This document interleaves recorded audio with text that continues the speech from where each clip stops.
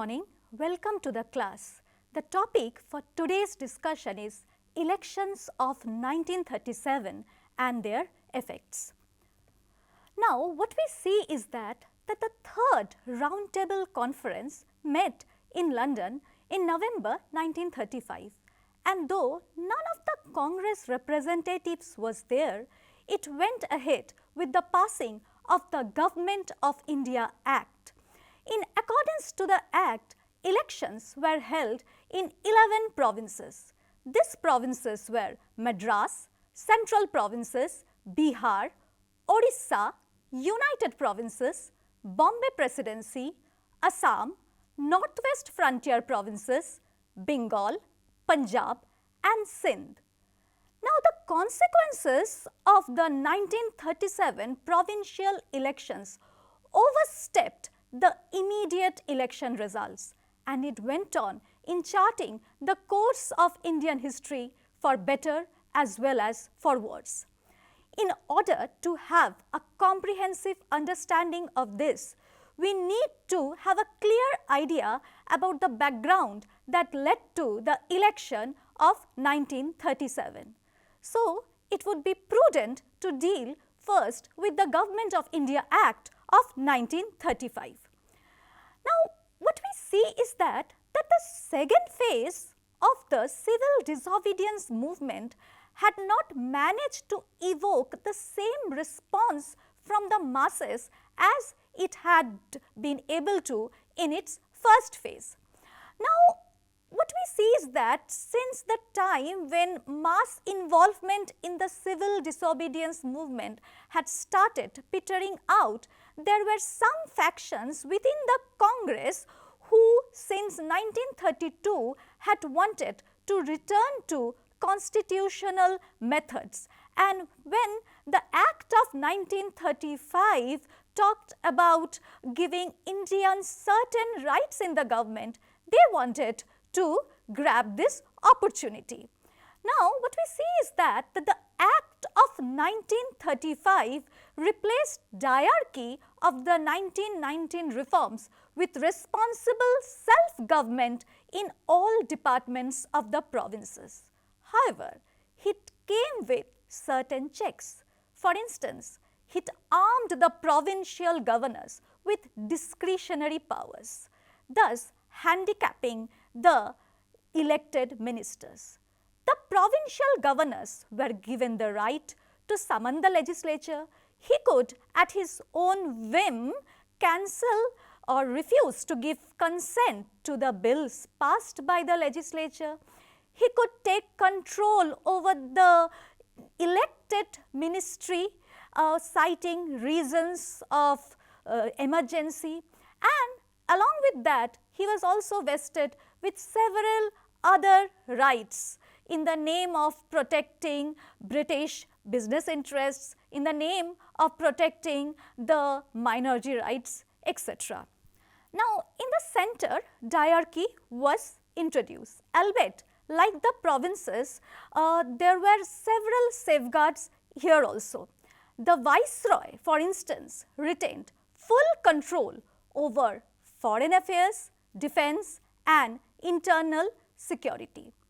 The center was to have a federal structure and there was to be a bicameral federal legislature. However, it still had many limitations.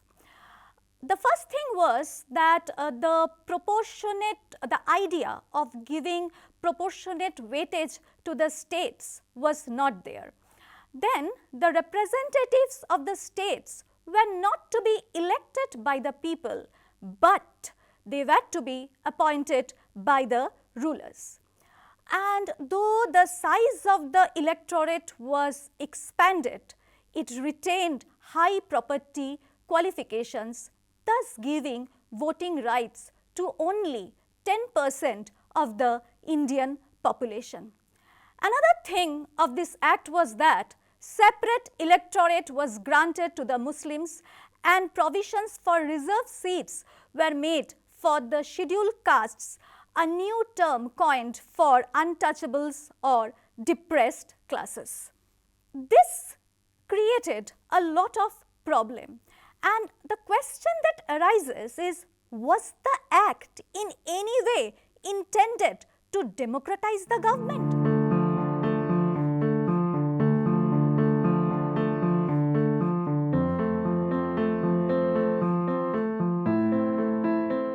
Well, of course it was not, because the act was intended to continue with the colonial control over India.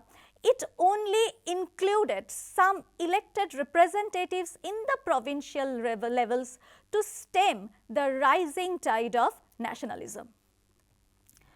Now, the question is, what was then the reaction to the various factions of Indian society to this Government of India Act of 1935? No group was actually satisfied with it, neither the Congress nor was the League totally. The Congress felt that this act was for excessive centralization, and hence it did not grant the people actual power. However, still this fact that there was no actual federal structure, it suited many. This is because the Muslim League was apprehensive that a strong democratic center would be dominated by a Hindu majority, and hence it was happy that the act did not provide for an actual federal structure. The princely states also wanted their relationship with the government unchanged. The Congress, after a lot of discussion, decided in its Lucknow session to contest the forthcoming provincial elections. However, the decision regarding office acceptance was kept on hold.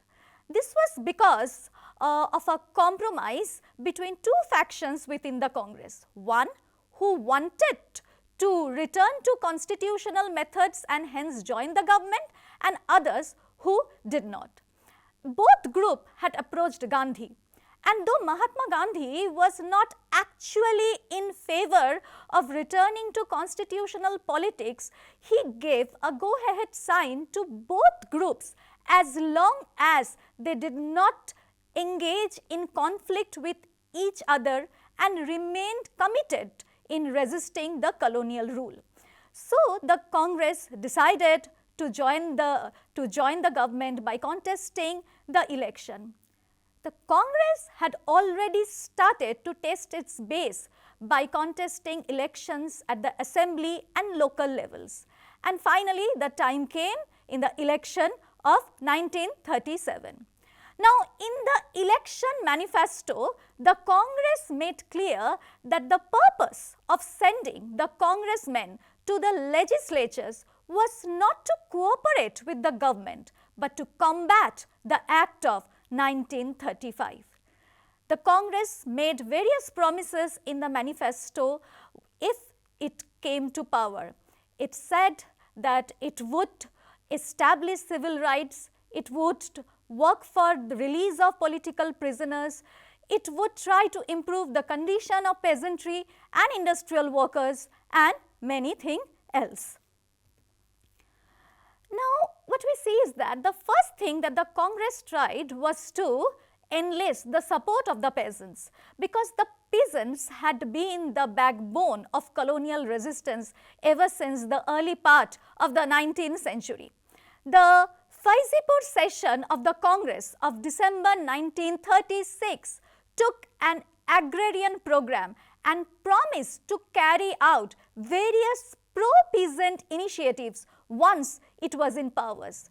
It promised that it would aim at rent reduction, it would try to exempt uneconomic holdings from taxation or rent, and it made various other promises solely directed at the peasants.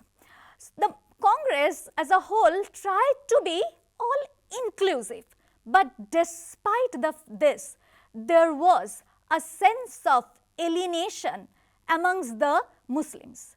Now, this had been since the Act of 1919 that had aggravated separatism through the formal separation of Muslims in electoral politics, and the communal award of 1932 added further fuel to the fire. Now, the Muslim League had reasons to be at unease with the Congress policy, because the Congress, in spite of its secular claims, could not prevent its member from engaging in activities that were perceived by the Muslims as essentially Hindu. The Arya Samaj campaign of Shuddhi movement and the Ganapati festival started by Tilak, this were supported by many congressmen, and this created a sense of uneasiness amongst the Muslim and also a sense of distrust that what would happen if a Hindu majority replaced the colonial government. Now, the question that arises is, who reaped the most benefits from such a relationship between the Congress and the Muslim League?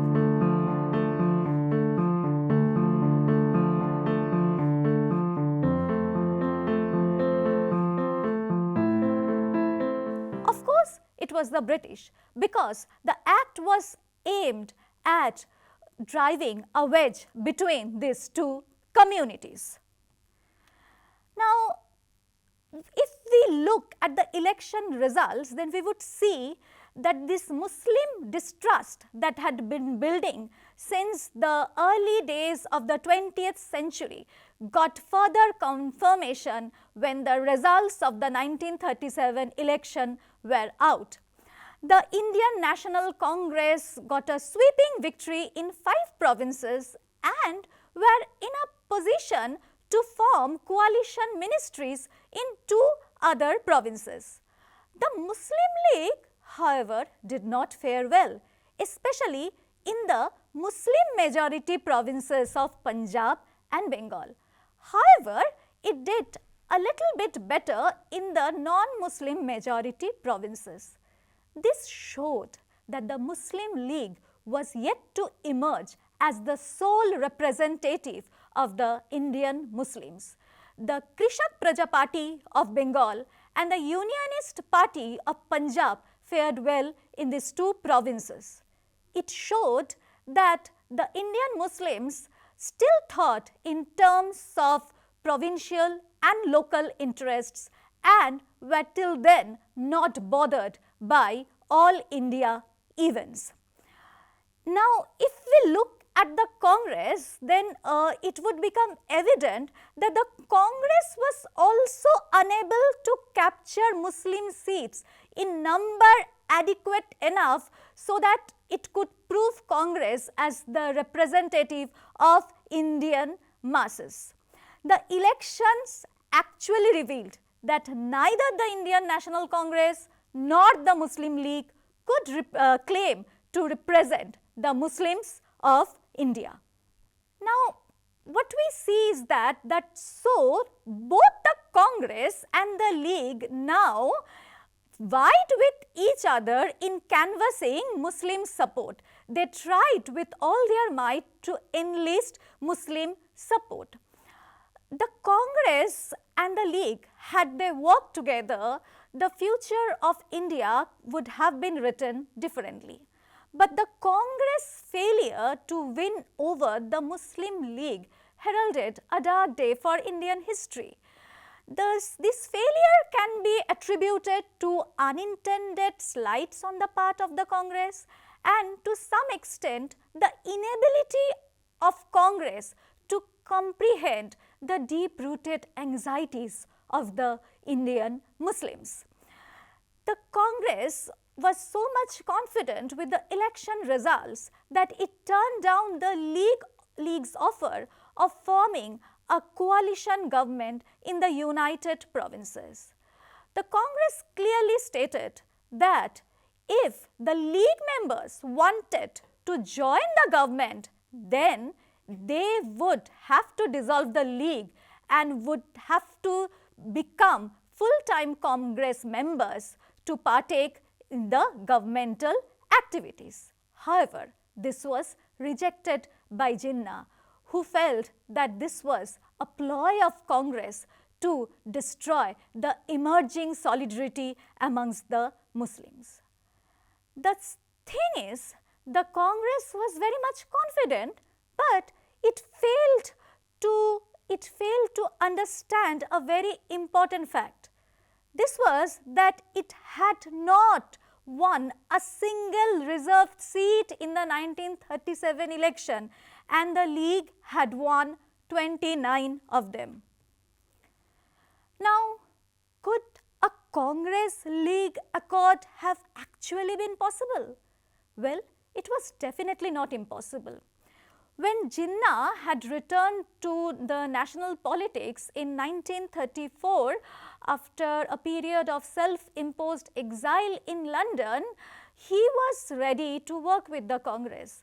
And when the Congress opposed the loose federation structure as proposed by the British government, Jinnah had supported it.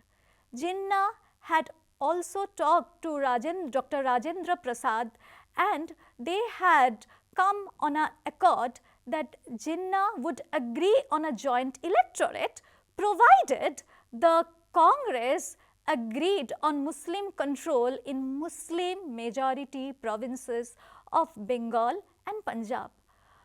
Dr. Rajendra Prasad was very optimistic, and he even confided in Vallabhbhai Patel that a Congress-League accord could lead to a joint action against the colonial government. But the way Congress displayed arrogance, it deeply hurt the sentiments of the Indian Muslims. When Jawaharlal Nehru stated that there was only two parties, the Congress and the Raj, then it left Jinnah with no choice but to turn totally against the Congress. And in the Patna session of the League, Jinnah constantly voiced against what he termed as Congress fascism. The thing is, Jawaharlal Nehru had reasons to oppose League-Congress alliance, because Nehru felt that Congress was a party that represented the Indian masses, irrespective of religion, caste or creed, and if it entered into a coalition with the Muslim League, then there was chance that it could be branded as communal. Also, he felt that the Congress, who were after so much radical socio-economic reforms, that might not be feasible if they entered into an alliance with the League. So, Nehru's apprehension was justified, but the way the League was branded as communal, it disregarded the self-respect and sentiments of the Indian Muslims. Now, it is true that the League had a very little All India standing till 1937. But at the same time, it is also true that Muslims as a political community had come to be firmly established. Separate electorate for them had become an integral part of the constitution.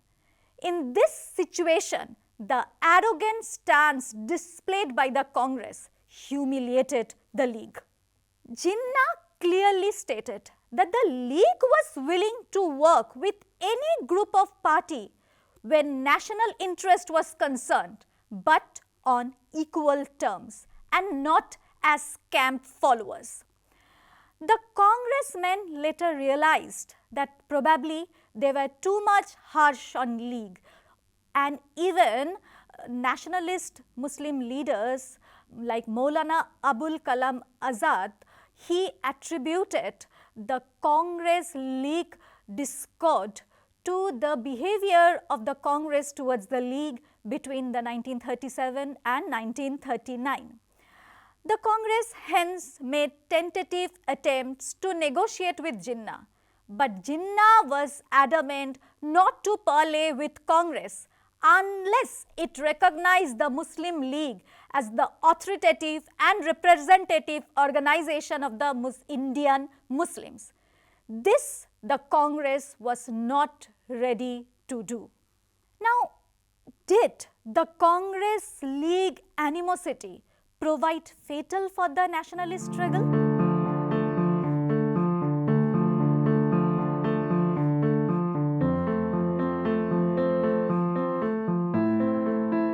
Well, as it has already been made clear that had there been an atmosphere of friendliness between the Congress and the League, then the history of India could have been written differently.